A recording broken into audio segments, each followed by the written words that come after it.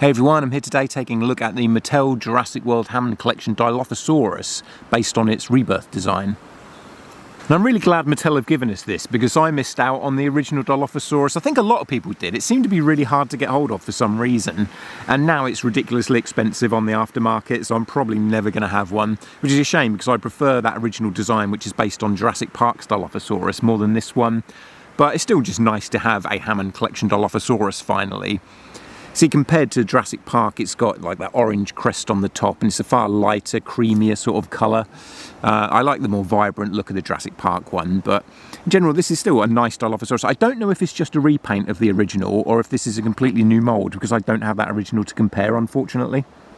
For articulation, legs go forward and back, pivot a little bit out to the side, you know, there's the articulation. 2 points there, down at the ankles, which is nice because sometimes these smaller ones they miss out on one of these ankle joints, so it's nice they've got that there as well. The tail swivels round, and it's, you know, a wire inside rubber, so that'll bend. Arms go out to the side and up and down, and then the elbow as well. No wrist articulation, but because this is so small, I think the wrist articulation there would be very thin and weak, and, you know, a bit liable to breaking. It's a bit of a shame though that you can't move the hands around. I mean, you can still have them kind of facing inwards like that if you want to. And then the neck's got a joint where it connects to the shoulders and at the base of the skull there. The neck looks a bit long, but once you get the attachments on, because it comes with some accessories, that makes it look a bit shorter. But without them on, the neck looks a little bit long, but it's not too bad. And then the mouth opens and closes.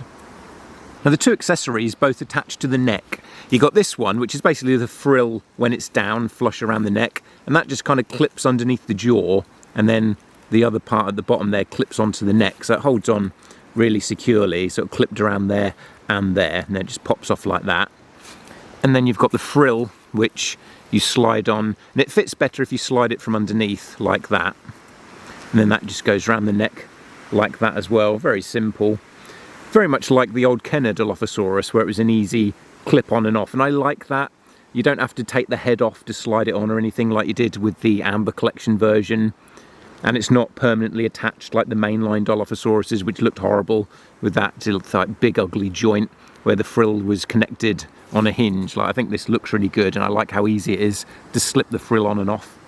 Here it is with the Amber Collection Dilophosaurus, which is bigger, it's a larger scale. It was 4 6-inch scale figures, but it actually scales really well with the Kenner collection. It's the same size as the Kenner Dilophosauruses, but even with this Hammond Collection Dilophosaurus, it's not that much bigger. I mean, it is bigger, but it looks, you know, like it could be an adult with a juvenile, or maybe a male and a female Dilophosaurus, so I think they do look actually quite good together.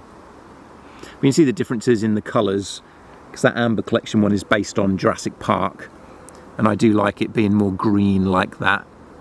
And here's probably a better view of the size difference between the two of them. And here's the Dilophosaurus next to a Velociraptor, and they're pretty much the same size, just the Dilophosaurus is a bit thinner, but they're pretty much the same height, even though in the movies the Dilophosauruses are always portrayed as being quite a bit smaller. But, you know, it could be that we've just seen juvenile Dilophosaurs in the movie. But also, blue here, even though this is a great Velociraptor, it doesn't have the articulation point there, which the Dilophosaurus does. So that's nice. And here it is with a couple of Dilophosaurs from the main line, and I think that one's based on Jurassic Park, and that one's based on Dominion, and then this one on Rebirth. So you can see how, you know, the frill design has been changed over the years. It might be that one of these is actually Camp Cretaceous or Chaos Theory rather than Dominion. I lost track, but you can see the differences over the years where they've just changed the design on the frill a little bit. This new one is my least favourite. These two are both close enough, and they kind of match nicely. I like the more deep and dark greens, that sort of jungle green of these two, rather than the lighter colour of this new one. We've got quite a nice little selection of Dilophosauruses now. This Hammond Collection one is definitely the best one. Well, except for maybe the first Hammond Collection one, I don't know, because I don't have it. But out of these ones I've got, because like the hinges on these mainline ones look really ugly around the neck. I hate that. I've always thought they should have removable frills like this one. I kind of like that this one doesn't have a frill, but it's a bit small and kind of cheap looking. But that's not a bad Dilophosaurus either. But yeah, you can make up quite a nice little pack now with all these together. Even though I think this new one's got the best sculpt, I still prefer the darker green paint jobs of these other ones. Did anyone else have trouble getting the first Hammond Collection Dilophosaurus? It'd be nice if Mattel would just completely reissue that one, maybe with a few improvements if it needed updating in some way. There are quite a few early Hammond Collection dinosaurs I'd like to get updates of, you know, the original T-Rex, the original Velociraptor and the Jurassic Park 3 Velociraptors. It would be nice to get without those massive feet. Baryonyx, it would be nice to get with the thinner rubbery teeth that we get now rather than those big thick hard teeth that it had. And here's how it scales with a human figure, which is larger than we've seen on screen. The Dilophosaurus in Rebirth didn't really get that close to the screen or to any of the human characters, so it was kind of hard to judge the size of it, but on screen it seemed like it was smaller, like the Dilophosauruses in all the other films have been. But I'm glad they have made it bigger, really. I think with this kind of dinosaur, if it was too small, I just wouldn't be able to enjoy it as much, you know, especially when you've got all this articulation. It's harder to get decent articulation the smaller the figures get. So I like the size of this Dilophosaurus. It just might not quite be screen accurate. But you can just dismiss it and say that, you know, this is an adult Dilophosaurus and the ones we saw on screen were juveniles. So you've got a lot of paint detailing around the frill there. And then going down the body, there's kind of very, very, very dark green stripes going down the back. And then some brown kind of spots and speckholding as well. And then the main body is more of a greeny, creamy colour. There are a few spots of lighter creamy paint as well in there. I don't know if it shows up on camera, but there are just a few little spots of that too. So you've got, you know, sort of 4 different colours going down the body in different areas.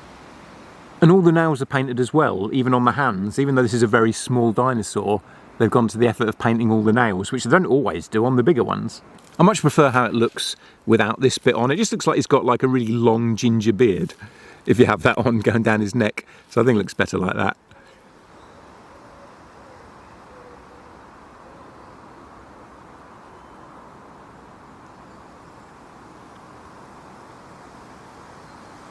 Painted eye, but I think on these smaller dinosaurs the painted eyes actually do work better. It's only on the larger ones where I like the glass eye, really.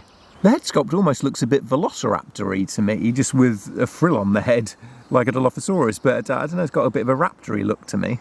Maybe that's how it was in Rebirth. We didn't get that much of a close-up look of them, but it looks different to the way they look in Jurassic Park, at least, to me, that head sculpt. What do you guys think?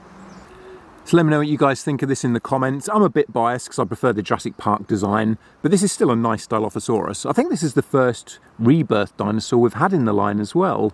I guess it was because it's just an easy one to make, because they've already got the Dilophosaurus mould. Leave me a like and subscribe if you enjoyed the video, please. It really helped me out. Thanks for watching, and I'll catch you again soon.